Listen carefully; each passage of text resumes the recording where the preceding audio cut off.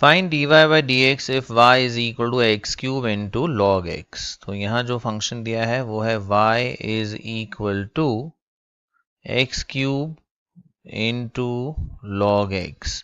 तो यहाँ डेरिवेटिव हम ढूंढेंगे यूजिंग द प्रोडक्ट रूल या multiplication rule, which is first term into derivative of second term plus second term into derivative of first term.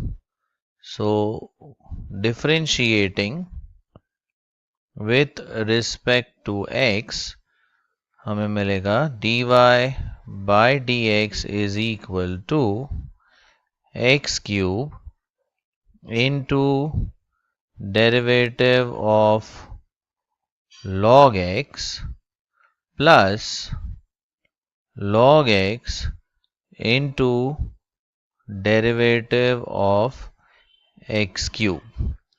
अब derivative of log x होता है 1 by x, तो ये आएगा x cube into 1 by x plus log x into derivative of x cube is 3x square. So simplify करते हैं further.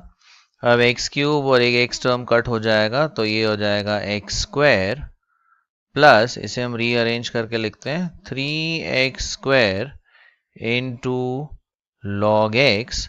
अब दोनों टर्म्स में से हम x square as a common factor ले लेते हैं, तो ब्रैकेट में आएगा 1 plus 3 times log x. So this is the value for dy by dx.